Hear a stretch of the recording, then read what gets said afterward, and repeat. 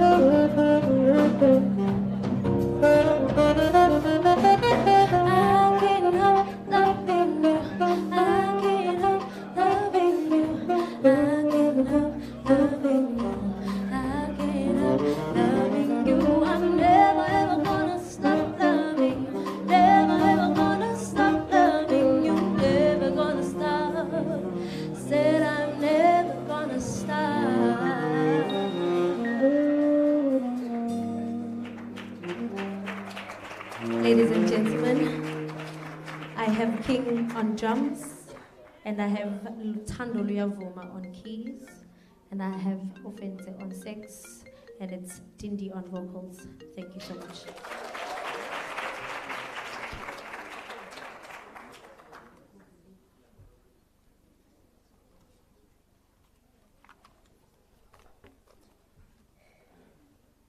Ladies and gentlemen, welcome to the 7th CSIR Emerging Researchers Symposium.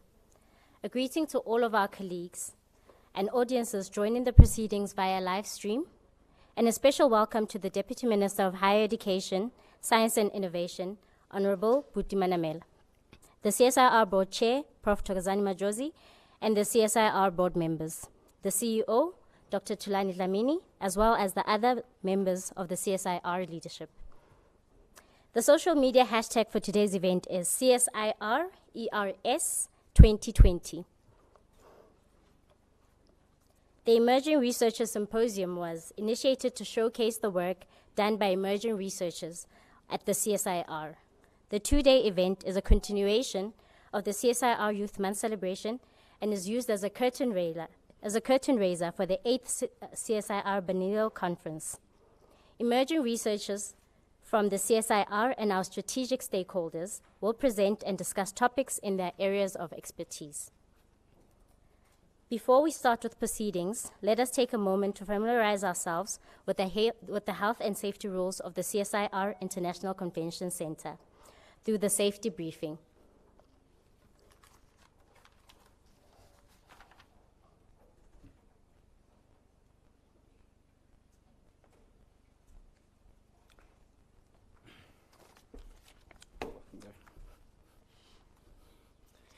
Good afternoon. Welcome to the CSIR International Convention Center.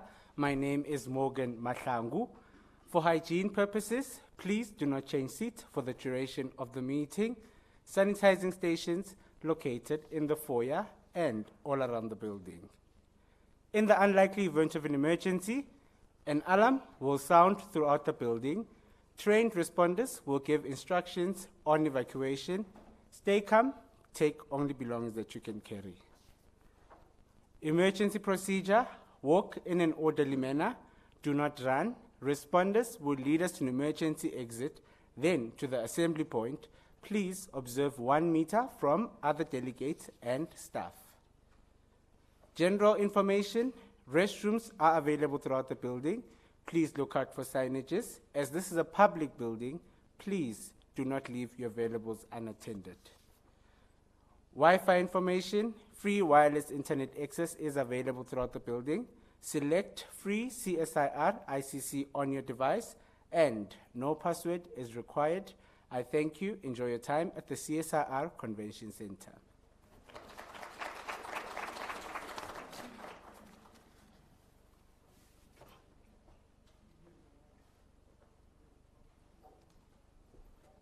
Thank you for the safety briefing, Morgan.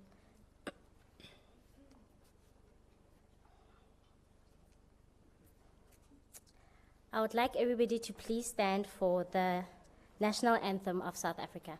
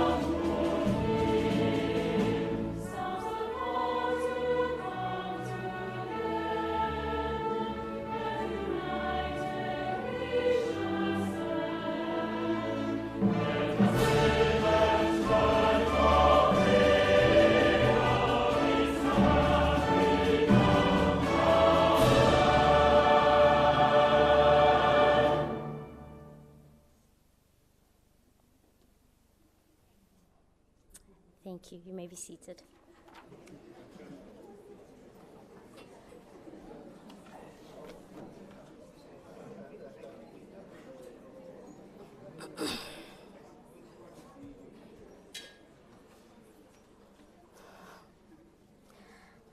I will now hand over to the man at the helm of the CSIR, the CEO, Dr. Thulani Dlamini, who's going to deliver the welcoming address. But before I make way for him, I'd like to remind you why he is the driver of this organization. Dr. Dlamini was appointed to this position in February 2017. He joined the CSIR in 2005 as the head of the National Laser Center, and in 2008, he was appointed in the position of Group Executive Research and Development, a position he held until 2011 when he left the CSIR to join SASOL. At SASOL, he was the Executive Manager, Research and Development, and later became the Vice President of Strategic Research and Technology. Dr. Dlamini holds a PhD in Chemistry, focusing on catalysts from the University of the Witwatersrand, a Master's in Business Leadership from the University of South Africa. He holds 5 patents in the field of Fischer-Tropsch technology. He is a member of the Presidential Commission on the Fourth Industrial Revolution, National Advisory Council on Innovation, and the South African Academy of Science. With a resume as impressive as this, no wonder he's at the helm. We now welcome AKA Dr. D.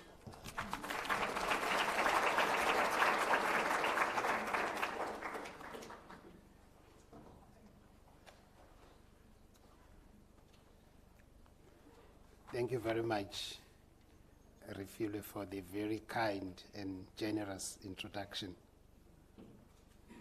Deputy Minister of Higher Education, Science and Innovation, Honorable Butimana Mela, our keynote speaker for this event, Mr. Daniel Ndima, the CEO of Cape Bio, guests from our collaborators in diplomatic missions, higher education institutions, science councils, and various research organizations, CSR colleagues, particularly our emerging researchers. Ladies and gentlemen, good afternoon, and a very hearty welcome to all of you to the 7th installment of the CSIR Emerging Researchers Symposium. Deputy Minister, we are very delighted and very grateful to you for having made time for us today. We know that you have a lot of things that you have to deal with, but we're very, very grateful that you've honored us today with your presence. I think similarly, Mr. Ndima, we are also very grateful to you. You run a business, but you've honored us today with your presence. And of course, we look forward to your addresses later today. Can you all see me? There's a platform here. Maybe I should stand on the platform. Does this help? Sometimes you have to accept the truth for what it is.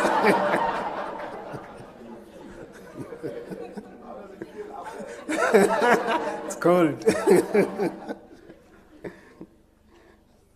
So, ladies and gentlemen, colleagues, this is the 7th installment of the Emerging Researchers Symposium in the CSIR. We've been on this journey now for the past 14 years. As you know, we hold this event every 2 years, and really as a prelude to the bigger CSR conference, which will be taking place this year in November. And I would like to encourage all of you to please register and participate in the CSR conference.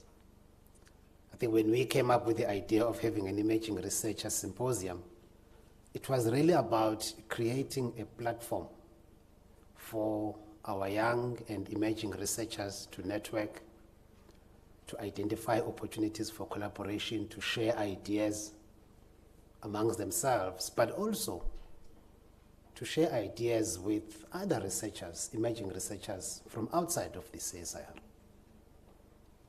to look for synergies and opportunities for us to leverage the capabilities that we have, to leverage the resources we have within the organization for bigger impact. So really at the heart of this symposium, it's about looking for opportunities for collaboration, which, as you know, is one of the values of the CSIR.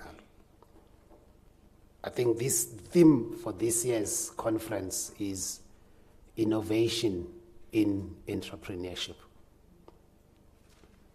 And we chose this theme very carefully because I think we are very mindful of the very critical and pivotal role that innovation can play or has played in terms of driving entrepreneurship, which I can perhaps say the role that innovation plays in terms of driving industrial development and economic growth. Because entrepreneurship is really about that. It's about creating enterprises that produce goods and services that contribute towards creating a sustainable economy. I think as a CSIR, I would argue that we are really at the center of that.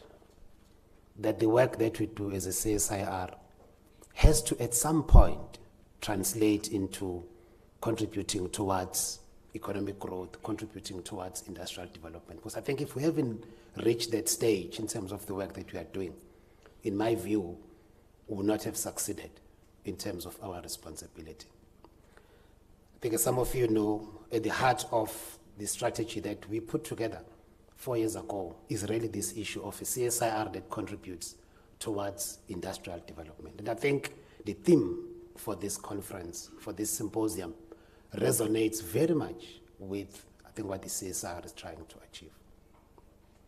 I think our keynote speaker today, Mr. Daniel Ndima, is the CEO of a company called Cape Bio, which I think is a very good example of how this idea of innovation and entrepreneurship comes into life. I think Cape Bio is a startup company. Maybe not so much of a startup now. I was just talking to the CEO and I was telling me that they now employ close to 30 people. Now, that's what we want to see, in my view, in this economy. You know, it licenses some IP from the CSR, and there are various collaborations and engagements between the CSR and Cape Bio. Mr. Ndema himself, having worked at the CSR before, identifying IP that the CSR has developed and saying, here's a business opportunity, how can I take this and create an enterprise? So I think Cape Bio is perhaps, you know, a very good example of what the CSR is trying to achieve. And one would like to see more and more of this happening. Of course, driven by the delegates that are present here in this symposium, which I think, as I said, you know, is what one wants to achieve. I think we often hear the statement that the youth is the future. The youth are the future. I don't know what's the correct word to use there. And I think this statement is true, that the future of our country, the future of the world, really depends on the youth. And that the investments that we make in the youth will dictate the future that the world has. I think at the same time also it gives an indication of the very heavy responsibility and sometimes a burden that the youth has to carry. Because you're inheriting from generations prior to yourselves, you know, both very good and sometimes very bad things that you have to deal with in terms of making sure that you contribute towards addressing issues of environmental degradation, social justice, and governance, including the issues of corruption. So there is a heavy responsibility that is placed in the youth of today. I think if one looks at the millennials as well as Generation Z, I think these are generations that grow up under very challenging times. In 2008, we had the financial crisis, then there was the Great Depression, recession that occurred after that. And recently we had COVID. And all of these forces has had, in my view, a significant negative impact on the youth. And yet, at the same time, we say you have to ensure that you create a future which is better than, I think, what we've been able to bequeath to you.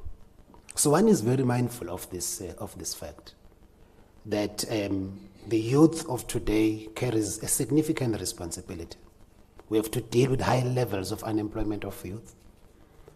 We have to deal with a very high level of indebtedness that I think our youth finds themselves today. We just came out of a lockdown situation. There are young people who went for the first time to university in 2020.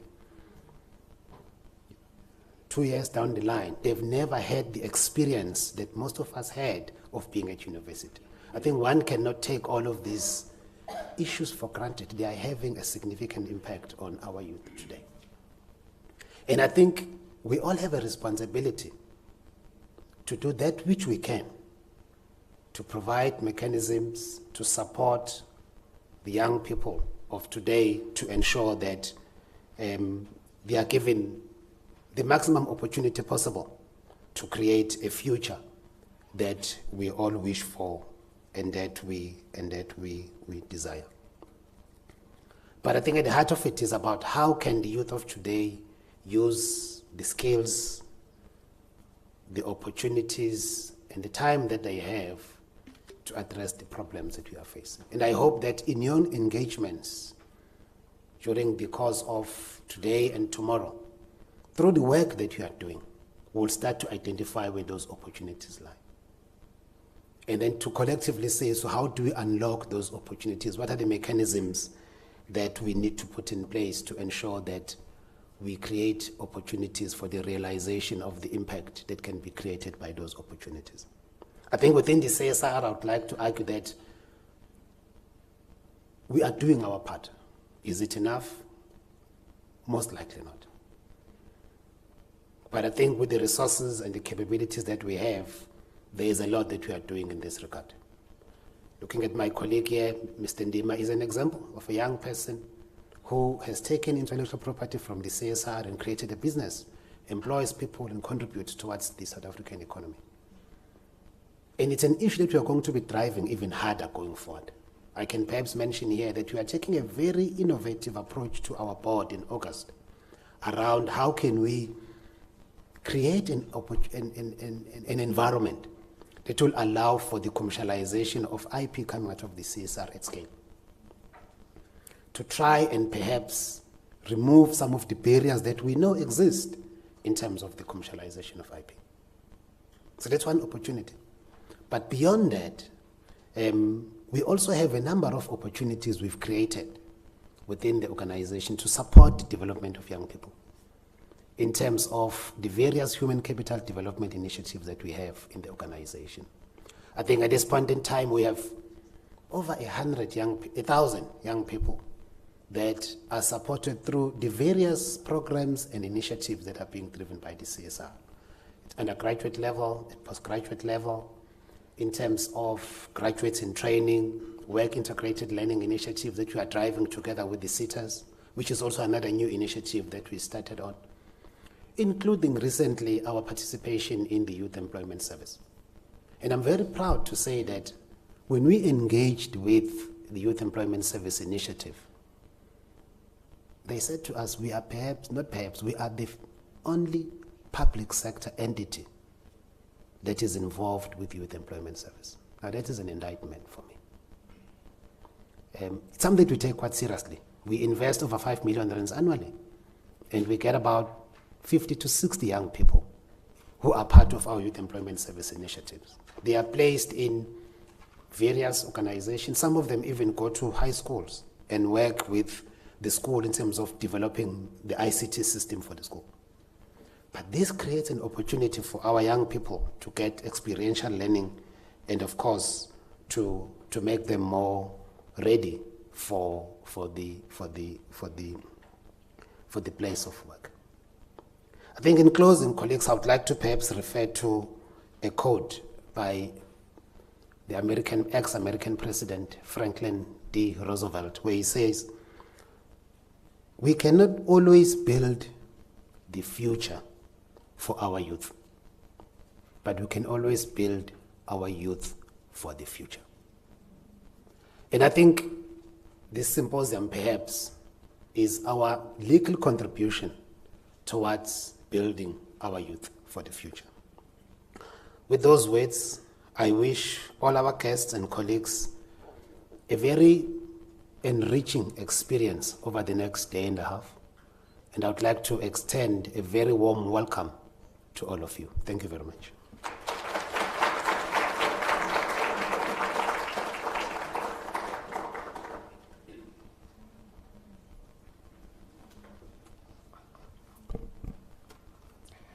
I am now going to call another impressive man to the stage.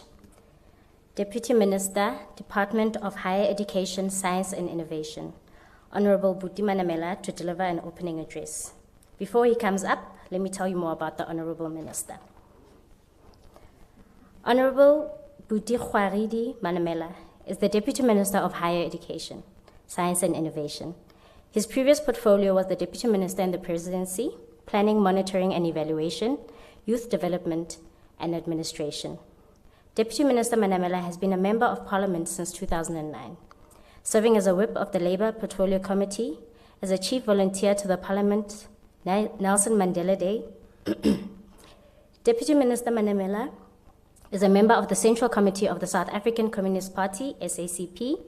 He serves as the National Secretary of the YCLSA from 2003 until 2014, and he's also served in various roles in the ANC Youth League, South African Student Congress, and various other student organizations. Deputy Minister Manamela also worked as an organizer for the trade union SACCAWU in 2001.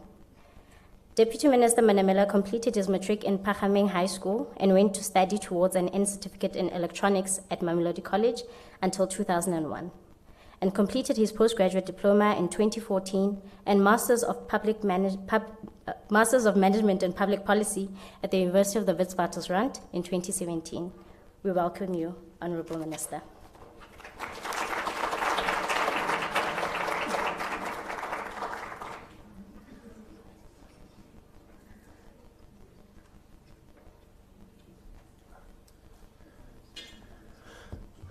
Thank you, Program Director. CEO, I don't know what are the implications if I step on there.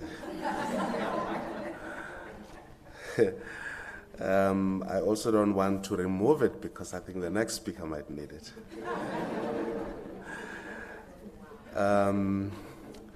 Thank you, and good afternoon to all of you, but in particular to the board members of the CSIR.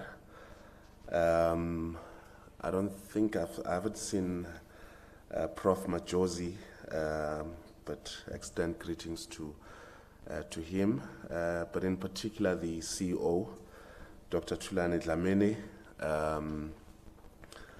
and also the CEO of Cape Bio, Daniel Ndima, the management at CSIR, officials from our two departments, but more importantly, yourselves, young researchers.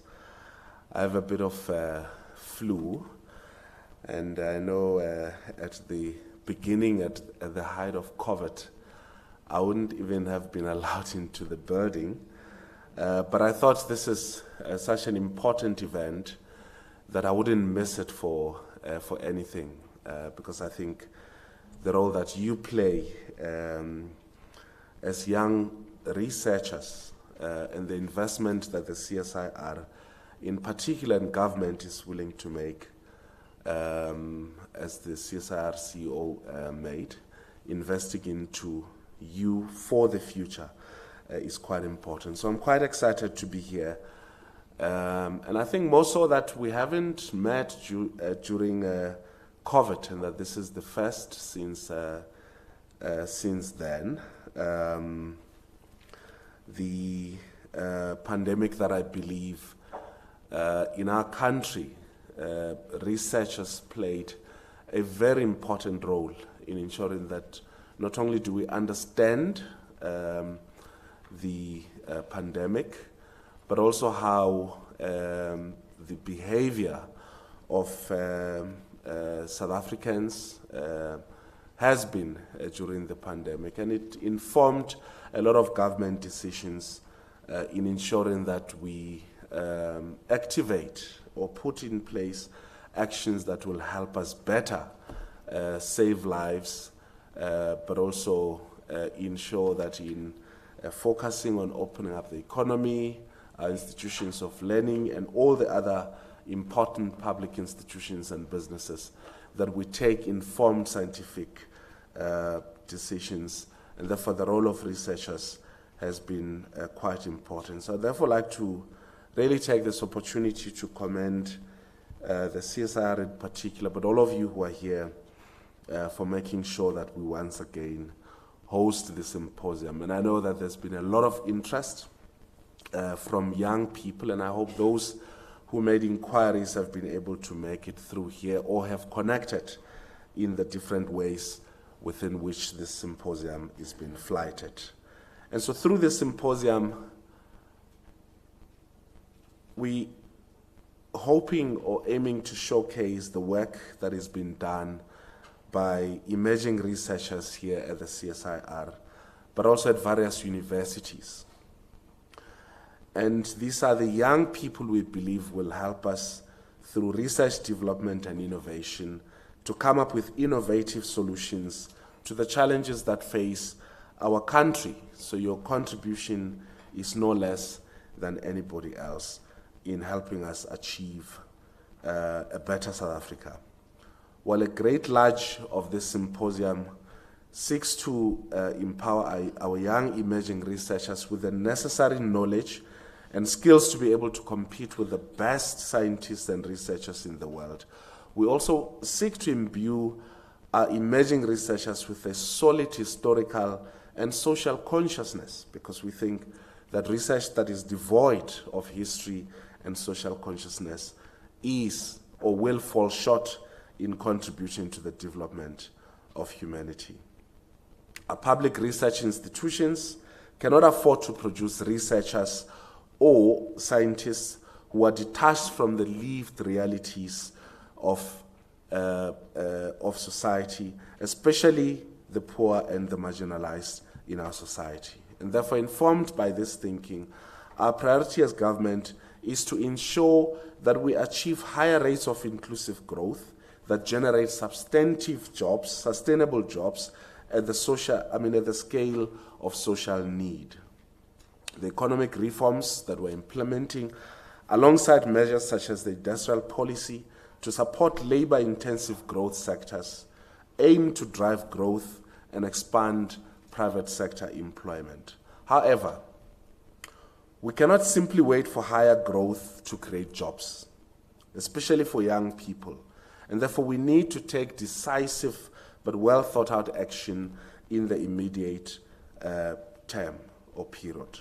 While we have made substantial progress in broadening opportunities for young people in basic and higher education, there are still many young people who have not been able to access these opportunities. It is therefore our expectation that our emerging researchers and scientists must also concern themselves with finding solutions for some of our country's urgent social challenges. One of the most obvious of these challenges being that of unemployment, and in particular, youth unemployment. While the latest employment figures give us some cause for optimism and reveal that some 370,000 jobs were created in the first quarter of this year, we however still have a huge mountain to climb in our quest to create more jobs, especially for young people. According to Stats SA, youth unemployment stands at 66.5% in our country. You don't have to be a researcher or scientist to realize that this may represent a social catastrophe and threaten social cohesion. No society can expect to grow or thrive when most of its young people are not in any formal training or involved in meaningful personal development programs. As part of our contribution to extending opportunities to as many young people as possible through our entity, the CSIR, as the Department of Science and Innovation, we're playing a critical role in ensuring that we develop critical capacity in the areas of science, engineering, and technology. And to this end, we've established the Inter-Bursary Support Program for postgraduate studies to support capacity development in key strategic and priority areas identified in key departmental strategies. The CSIR is supporting our drive to develop skills in these areas. And this investment is to ensure that we support capacity development in priority areas. To date, more than 1,500 students have been supported at the various levels, from honors to doctoral level. Additionally, through our work integrated learning partnerships with the CSIR and the MESITA, or Manufacturing, Engineering and Related Services Sector Education and Training Authority, we have also funded engineering students to be appointed at the CSIR to get the necessary training that will assist them in completing their studies. These are just but some of the examples of the initiatives that the CSIR is implementing with our sector education and training authorities, or SETAs. As government, our interventions also seek to harness the capacity of the state to respond more creatively to the immediate needs of young people. In this respect, we're specifically pursuing innovative ways of linking learning with earning. For example, the National Skills Fund is pioneering the pay-for-performance skills development model that will create 8,000 job opportunities for young people in digital skills. The Youth Employment Service, known as YES, is another important initiative that has reached key milestones over the last few years. And through its partnership with the private sector, YES has created nearly 82,000 quality work opportunities for young South Africans. This has injected over 4.6 billion into the economy through salaries alone. Furthermore, cooperative partners use the Youth Employment Service to build their own workforce by creating work experiences for youth in industries of the future. These include industries such as digital, drone, green economy, urban farming, mining, global business services, creative industries, and a lot more. And I'm so pleased to see the CSIR participating in this initiative, which continues to contribute to alleviating youth employment and youth skills development. At the CSIR, the program has appointed 55 unemployed youth for 2022-2023, and those of us who are active on social media may have seen some of these young people profiled by the CSIR in its social media pages during the month of youth. Today, our country produces 4 times the number of African graduates than we did in 1994, and this indeed is a huge milestone, and therefore should not be underestimated. These graduates have gone on to become leading scientists, engineers, innovators, and also, more importantly, entrepreneurs. The emerging researchers who are here today are among the graduates in reference. While this is reason to celebrate, it should however not make us lose sight of the fact that many of our young people are still grappling with the complex and debilitating problems of structural exclusion from the mainstream economy. As stated earlier, we still have many young people who are not in employment or in an academic institution or a training institution, and in my view, this remains the greatest challenge of our country at the moment. As we rebuild in the aftermath of the pandemic, we must remain focused on the growing of our economy and ensuring that it creates jobs for young people. But I think even more critical and urgent is to, and in line with the theme of this conference, is to encourage more and more young people to pursue entrepreneurship, to become entrepreneurs, to be the creators of work themselves.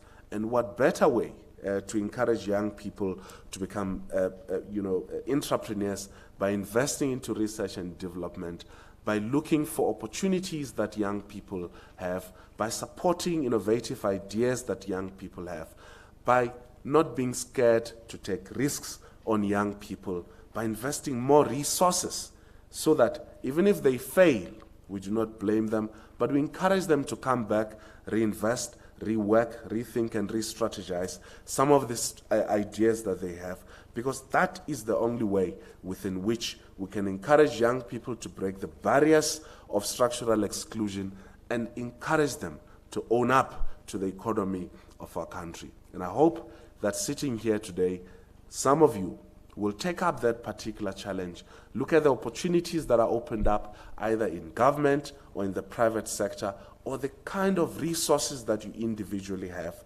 that may have bestowed on you or that you would have worked hard to achieve as university graduates, as TVET college graduates, or in any other form of training that you may have required. I think that over the years, we have learned that the support that should be given to young entrepreneurs is not only about financial support, and that there's a lot more that involves supporting young people to break into entrepreneurship and to let them be the creators of work. And I hope through your own interactions and social session, you will also become the resource that you will need in order to support each other in breaking into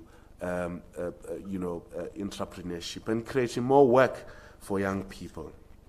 So a couple of days ago, when I received the invitation to come and speak here, I was told I'm giving a welcoming address. And then I asked, okay, so ordinarily, ministers and deputy ministers give keynote addresses. So I asked, so who has this honor of giving a keynote address? And I was told it's Daniel. And Dimana said, oh, okay. I can't argue with that. I cannot in any way argue with that. And Daniel's history is an inspiration for many young people, especially those in the science and innovation space. And I think no country can hope to achieve, and I'm hoping that we will hear and learn a lot from him. He has walked and is continuing to walk the journey. And I just told him now that I'd really like to know more about Cape Bio. We only interacted a couple of times, about what they do, but I think I have to give myself more time to go and learn what they do there, and I hope we'll enjoy what he will be here to share with us. But in conclusion, no country can hope to achieve its development goals if it fails to invest in the potential of its young people. The symposium is a clear demonstration of government's contribution to unlocking the potential of our young people. And I wish you all a fruitful and fulfilling symposium, and thank you very much for listening.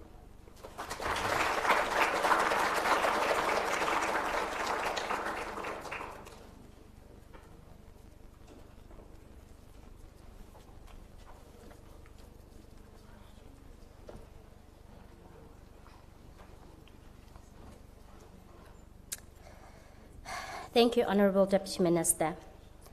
Today we are blessed with great speakers in our midst. The next speaker I'm going to call on stage is the CSIR alumni, a man who has been in the news for all the right reasons. CEO of Cape Bio, Daniel Ndima, to deliver a keynote address. Let me tell you a bit more about Mr. Ndima before he comes up. Daniel Ndima is a scientist who specializes in structural biology of infectious diseases. He trained in protein engineering and telescopy, bioprocessing engineering, and biomanufacturing. He has a bachelor's and honors degree in biotechnology from the University of the Western Cape and master's degree in structural biology of infectious diseases from the University of Pretoria. Throughout his academic journey, he has received multiple awards and scholarships for his excellence in academics, social responsibility, student leadership, and entrepreneurial initiatives. He is a fellow at the Ellen Gray Olbers Foundation.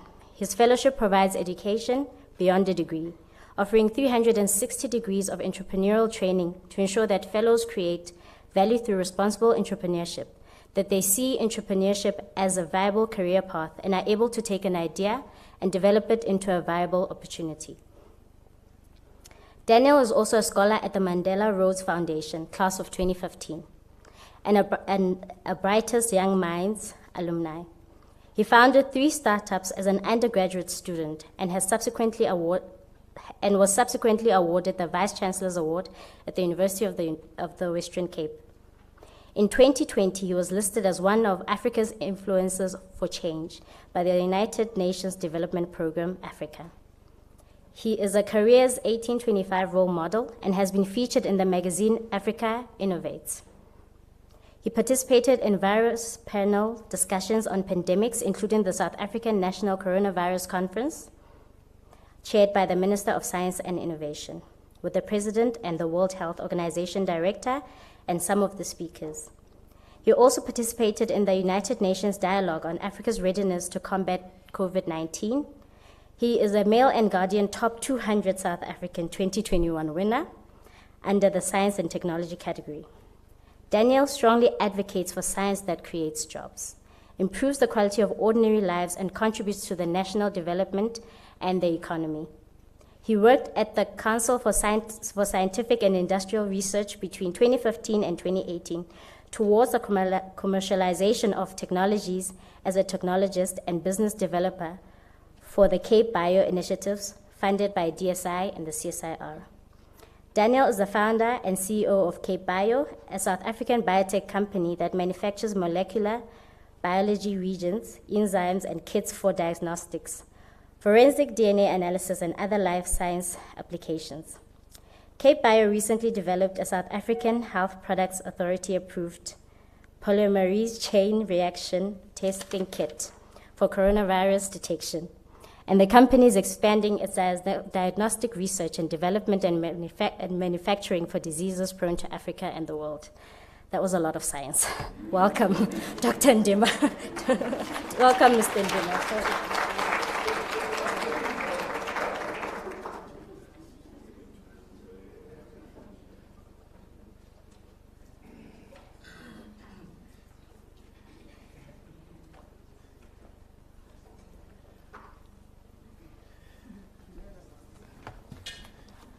Deputy Minister, I have to stand.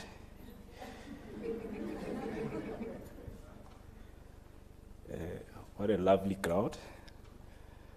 It is an honor for me to be back home. But let me start with what we are used to in terms of recognizing all important people. Deputy Minister, Honorable Butima Nemel MP, the Chairperson of CSIR, Professor Majosi, the CEO of CSIR, Dr. Tulani Dlamini, and EXCO members present,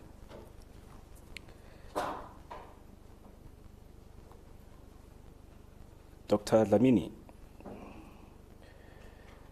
the work you are doing in amplifying the I of the CSIR, which is industrialization, is evidently remarkable. Again, the CSIR's clear and deliberate intention of galvanizing young emerging scientists, engineers, and technologists into this vision will definitely be realized in the near future, if not already. I may be an example of that, but I think there are many of us. What a privilege and honor to be chosen among them. There's an African proverb that says, a good leader was once a good follower.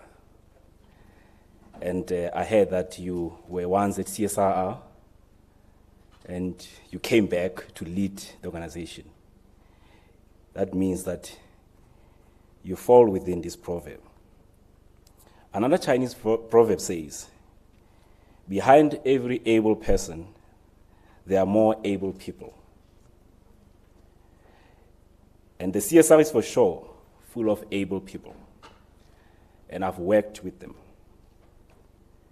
Those that are called upon to develop our nation and Africa to be a continent that says, we too are more than able and capable.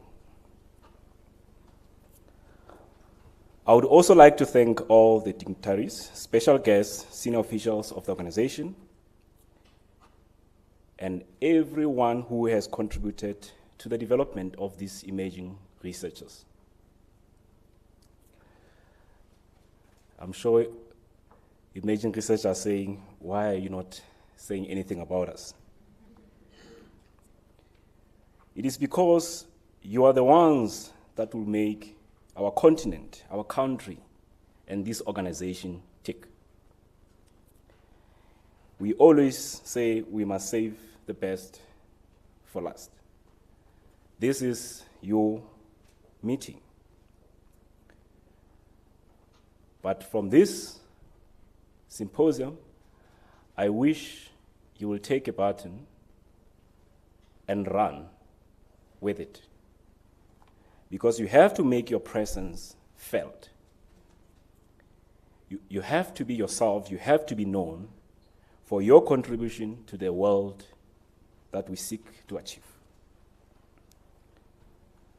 Program Director, maybe let me brag a bit before my main speech. I'll just share a story about myself. And I'm hoping that if it does not inspire you, at least my presence here will inspire you.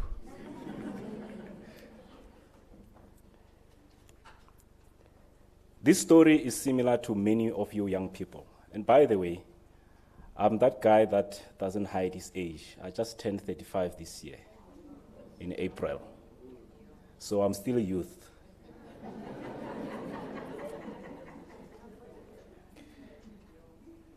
Let me summarize my story. And it's all about what I say is about connecting invisible dots of your life. Because nothing around you is clear unless you've got a different microscope to visualize the invisible dots. That is discipline, humbleness, focus, and knowing exactly what you want to achieve in your life. I was born in Bloemfontein, but I was originally coming from the Eastern Cape, Sterkspruit. That's my hometown. My family, like any other family in the village, they were small-scale farmers. Plow, breed, sell, have money, feed your children, take them to school. Nothing special. However, at that age, I was a bit curious about this whole process. And by the way, my parents were in exile, so I was left with my uncle, who's the last born at home. I'm not a comrade, though. I'm simply a South African young person. And he was hiding money every time he makes some profits from me. So I always wanted to see how much he has made, because I liked counting money. However, he was not sharing anything with me because he was saying I was young, I was going to steal it. My mother's side, also small-scale farmers. But my grandfather allowed me to count the cash because he could not count. So, but I had to learn the process of making that money, how it started. So I knew how to plow the fields with cows, how to take out the wheat, how to harvest, how to package, like any other village boy or girl in here. How many are we? It's quite a lot of us. I'm sharing your story. But something was already happening in me as I was learning this whole process. Fast forward,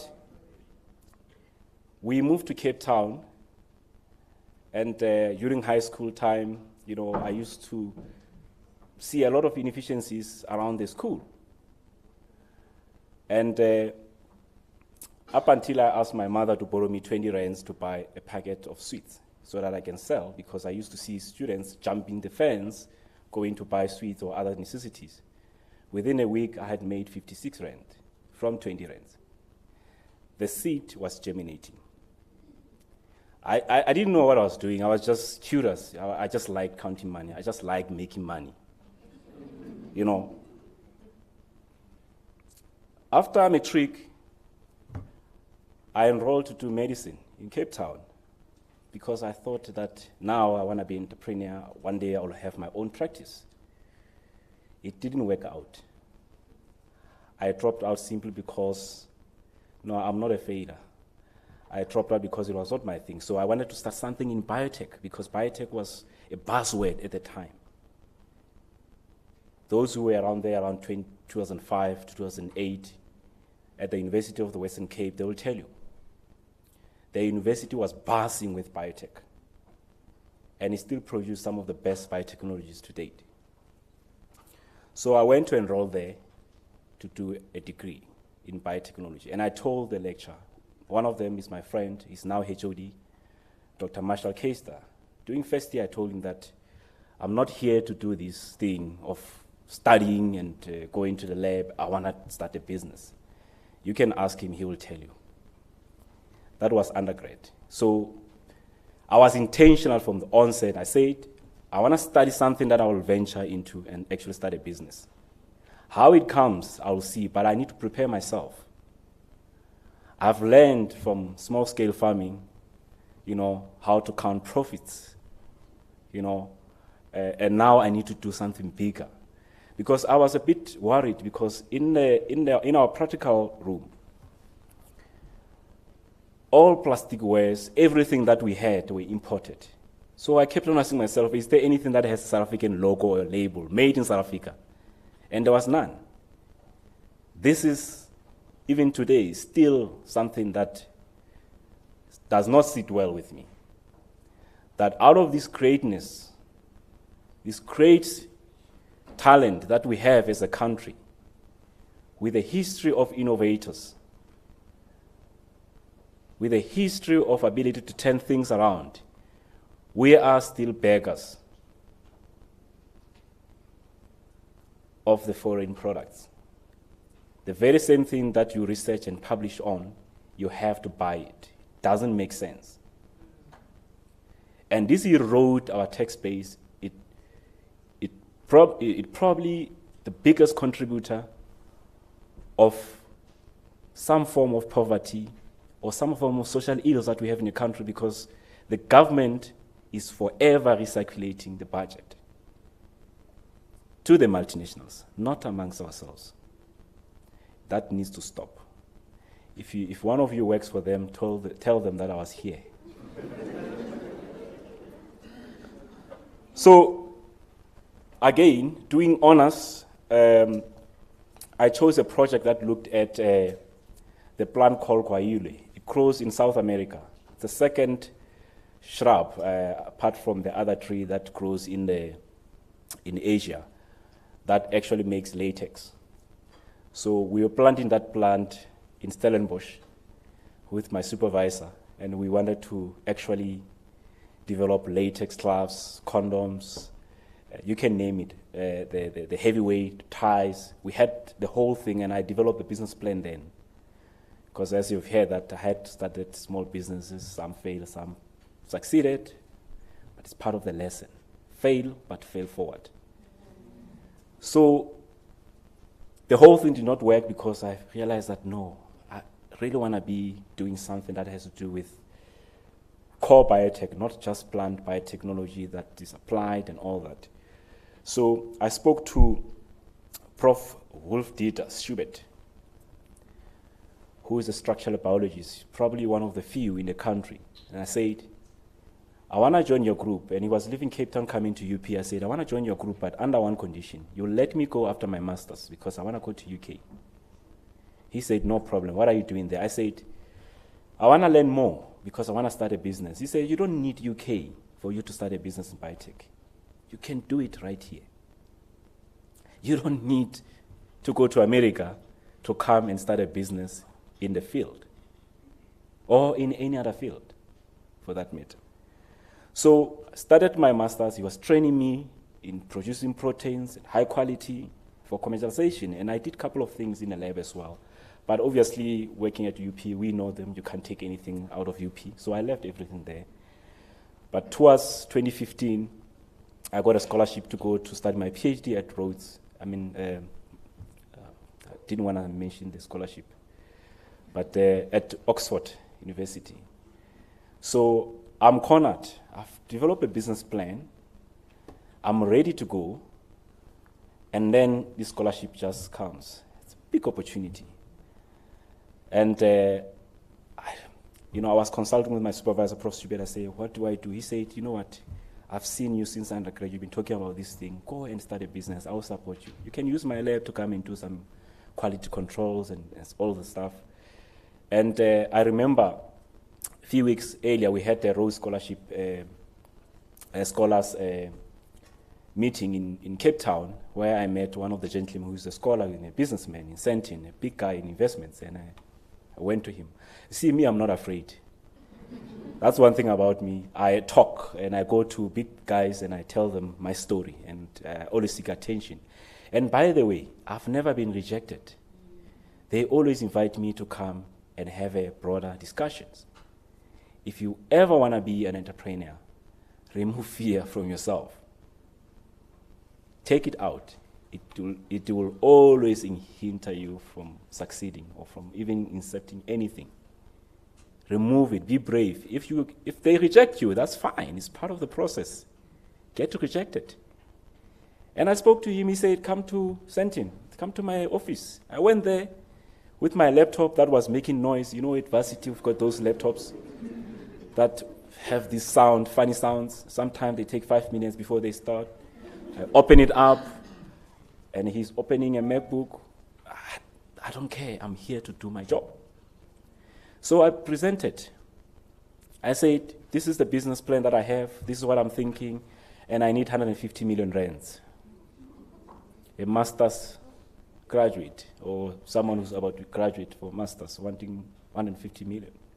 He said, let me call my guys, because I'm not a scientist. They have a bit of science. They're engineers. Funny enough, people think that when you do engineering, you will know biotechnology and everything else. Like when you're a scientist doing molecular, you will suddenly know engineering. But it's fine. It's fine. So he called them. They came through from wherever they are. They came, we waited two hours. They came, we sat down. And this is how I got to CSIR. I'm coming there.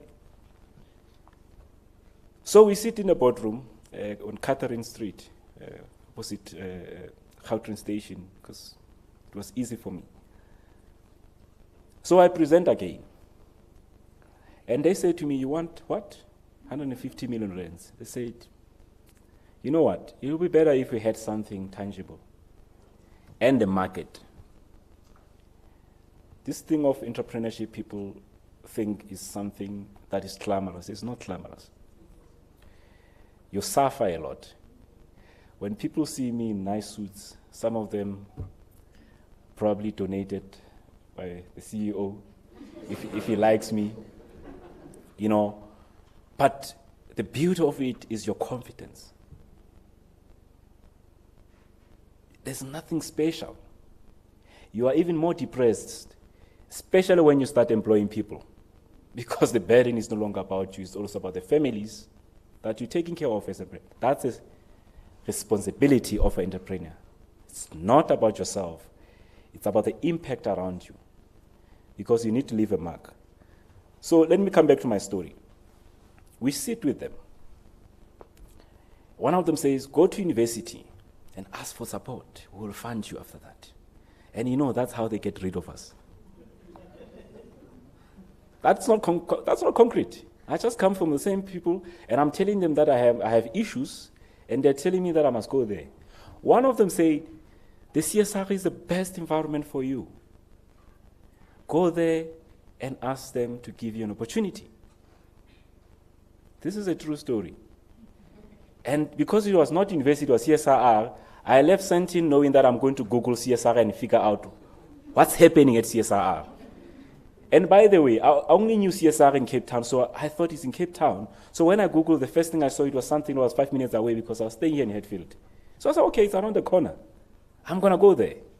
Guess what? The following day, I went to the gate, no appointment, nothing. I went to security, I said, can you please vulandlela for me? I just want to get inside. And they refused. And I had to take a taxi back. This is the story. And I went to, the following day I started calling the switchboard, talking to a lady, I said, can you please, I want to talk to anyone at Biosciences. It was Biosciences that time, so to show that I'm a bit of a veteran here. And they said, who is that person? I said, any person. And they said, no, sir, we can't help you. As I was talking on the phone, a lady colleague of mine at the university was passing by and saying, hey, you want to talk to someone from CSIR? I said, yes. I said, do you know someone? She said, no. But I know they've got an internship program. I think it's Jobs Fund. I see some of my former colleagues are here. In fact, my superiors, not colleagues, must respect. So, Jobs Fund. So I applied for it.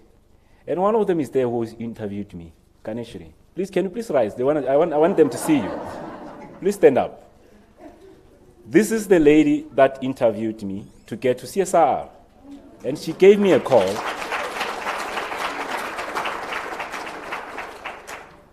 You see, I don't need to share a podium. I can always transfer the attention.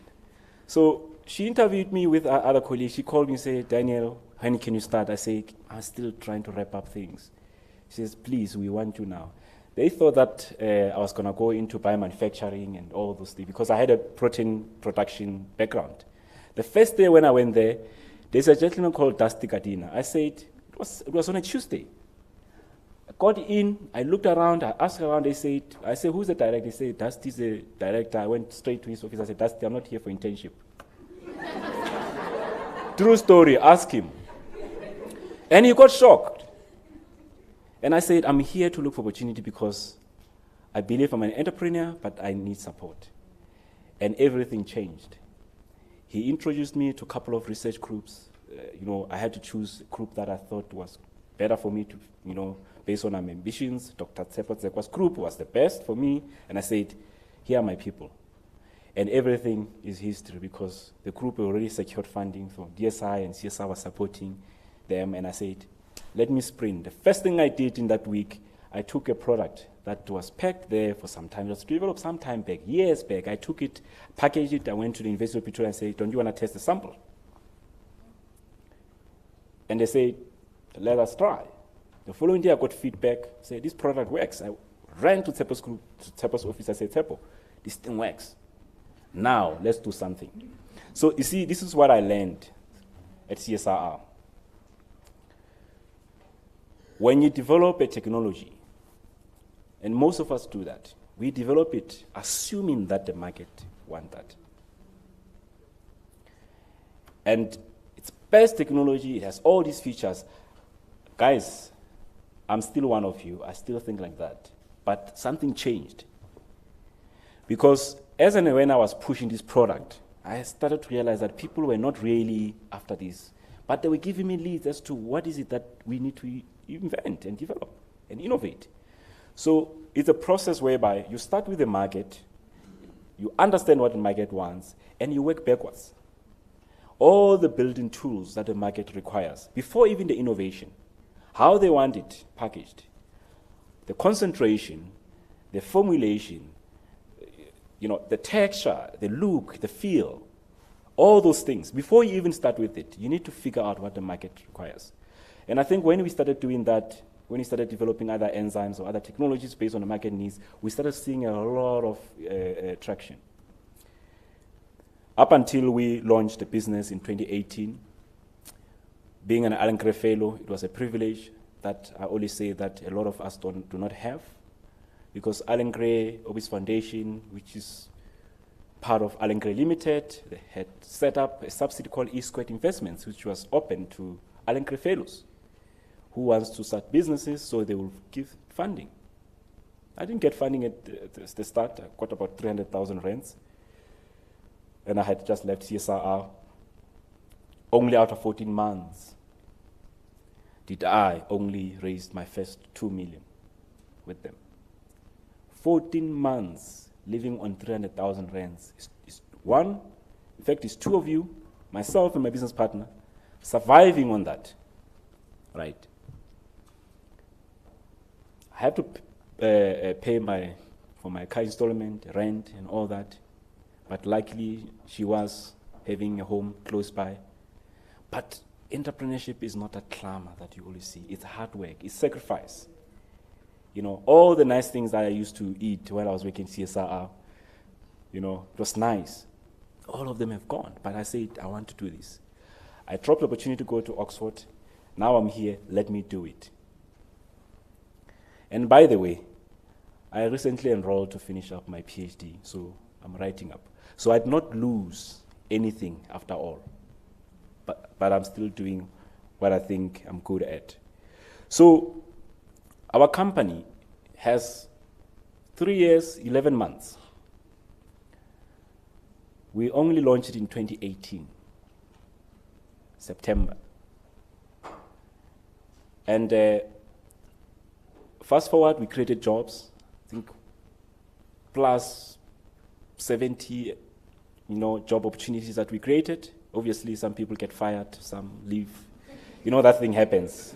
Even here, we know. But we have created, at least I will say, above 75 job opportunities, including the Presidential Years Program interns that we have housed, about 13 of them. I think one come from CSIR, supported by CSIR. We trained them. And when we were developing COVID-19 PCR test kit, we worked with CSIR as our collaborator. And majority of the people that worked on that project were interns, pure interns with degrees and honors from university, freshman university. We gave them that training. And we are involved in AI as well. If you ever want to start a business, you need to always have your AI strategy. Everything's about data today. So leapfrog if you already started your business. So we've been around, we've been helping quite a number of countries in the SADC region, setting up labs during COVID-19 pandemic when they were putting quite a strain on our healthcare system. So they called me and said, come and assist us. So we went to build labs for them, we supplied them with the material that they required, and we made good bucks out of that. You know, again, it's not about that. It's about the impact. When we see them not relying on South Africa, NHLS, and being able to do things by themselves, for us, that's what we're after. Because we're going to support them over and over. We had to create our own market. But you can't just rock up and say, I want to supply you something before you even assist that person to be ready for what you need to give them. And by the way, Deputy Minister, at the start of the pandemic, I mentioned 3 storms coming our way. I think it was when we had the first few cases, when I was called upon, I think by Claudina and the team, to come and have a chat with a couple of other stakeholders, obviously. And I say these 3 storms are like this. First of all, we're going to struggle to have access to reagents for testing people. That's the storm number 1. And what happened? It happened. I said the second storm will be access to vaccines. And we know what happened. The third storm, I said access to therapeutics to treat the virus. We are not yet there. We're still talking about vaccines, but when therapeutics come, we are nowhere to be found as a country, as a nation of innovators, when it comes to the ability to use resources and capabilities such as that of CSIR to ensure that we put our country on the map. And more importantly, we put our country on the global IP index, because we are nowhere to be found there. When you talk about commodities in the New York Stock Exchange, some of them are coming out of biotech industry. And actually, the US and many other countries, their economy is anchored around pharmaceuticals. It's life science. Not only them giving us Pfizer and all these things. It's also about the indices that fall within the stock exchange. Do we have something like that in South Africa? I'm hoping that through your support, our company will be the first to list its indices at JSE, hopefully, because that's where you realize monetary value. You're able to create more employment. You're able to even contribute globally in terms of your IP. No control over. Let me wrap up my my talk. I don't know how many minutes I have, or I have the whole day. Okay. So I wrote an article to United Nations in 2020. They wanted to hear my views around Africa. And I said to them, Africa had been faced with devastating effects of other health disasters, when we know, such as Ebola outbreaks. We had them, we could not control. We had cholera outbreaks in SADC countries. We have HIV and AIDS pandemic. So already we were going to see flames, you know. And I say the advent of the pandemic for us as a continent, because I was privileged enough to be called upon to come to this kind of stakeholder meetings, we assembled epidemiologists, virologists, scientists, and other industry stakeholders. Deputy Minister, you may not be aware, but the consortiums that we set under DSI, which had people that had to deal with vaccines, I was into diagnostics, but before it was just one. And then we've got genomic surveillance groups that came with Prof. Tulio, who someone that I still respect a lot, because we set up these frameworks to assist the country. And this is what I was saying in report as an industry player. But I said, we have a big issue, despite the continent being or having the youngest population in the world. 198 researchers per 1 million people. The global average is 1,130 per million. We are 198, just below 200. UK and US figures 4,500 to 5,000 per million. And this is a grouped, these are group figures. And despite this, we still had critical contributions in responding to the pandemic. And we were very successful as a country. There's a reason why I'm sharing this. Because I'm going to give this, my fellow young emerging scientists, some task or some things to think about. This pandemic was not just a challenge for us, but it was also an opportunity to assess where we are. The CEO and the Deputy Minister say, young people are the future. If we have not located our purpose as a result of where we're coming from, then we may be lost for good as young people. Let me paraphrase that. If you were folding your arms during this pandemic and not thinking about the new world, because everything has changed, you will be left behind. If you haven't thought about your contribution, I think the time is now.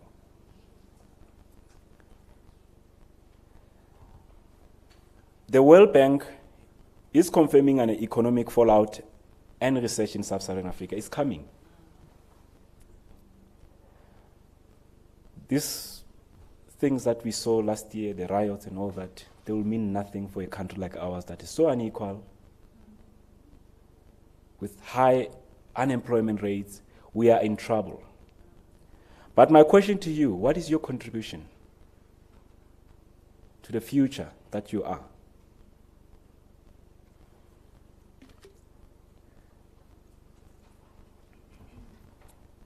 The collaborations between organizations like CSIR and startups or SMMEs like ours are fundamental in shaping the new world for us, because it's not going to be the same as the US new world or European new world.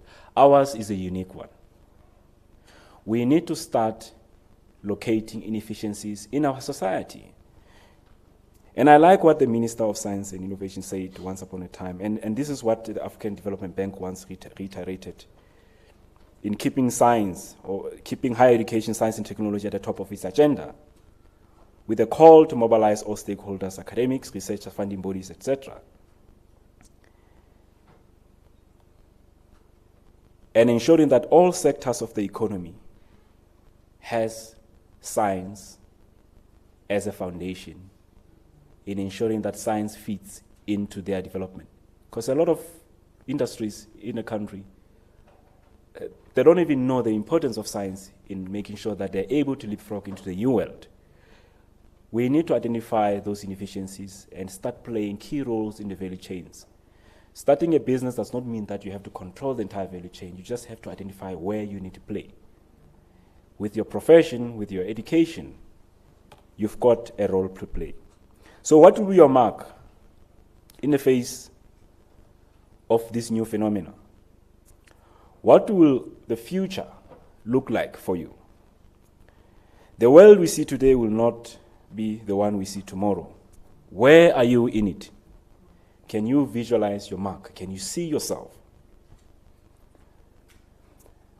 Are you playing a role and ready to make your mark? The space is occupied by people like Deputy Minister and the CEO. Are your spaces in the future? Are you preparing yourself? Are you going to repeat their mistakes? Are you going to carry on with the success that they have had, the legacy that they're putting? Because like CEO say, that we inherit different bags from the first generation to the second. What is the role of young scientists, engineers, and technologists in the context of the South Africa we see today?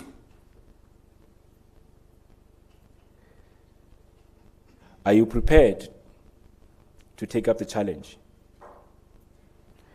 See, the generation that will come after you will be demanding answers as to why their world is ravaged by high levels of poverty, inequality, and unemployment. And you will have to answer. Do we have answers? Are we doing something about that?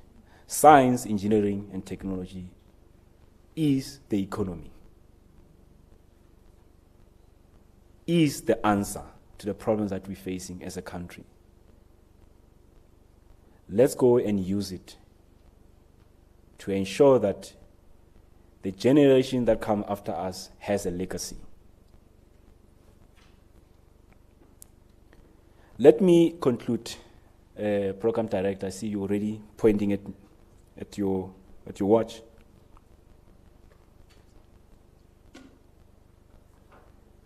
Young emerging researchers,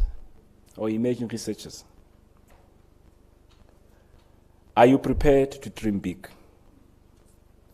Are you prepared to think positively, to act responsibly, build kindly, and win together?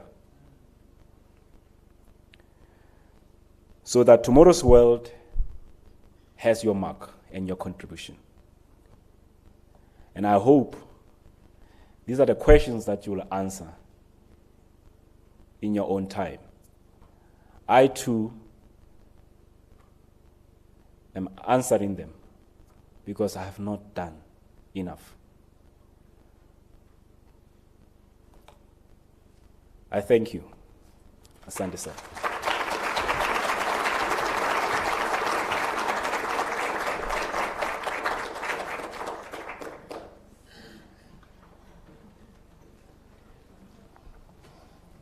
Thank you, Mr. Ndima, for the inspiring words. I'm going to call back the CEO to come and give a token of appreciation to the Honourable Minister and Mr. Ndima.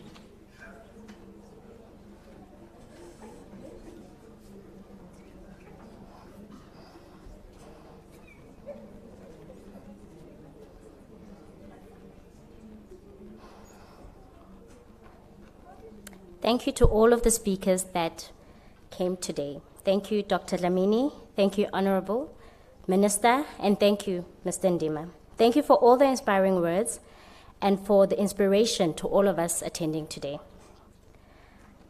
We really appreciate your attendance today with us. This is the end of our presentation for today. Could you please have the presenters go out for a photo opportunity, oral and postal, and the rest of us can then stay for entertainment. Thank you very much.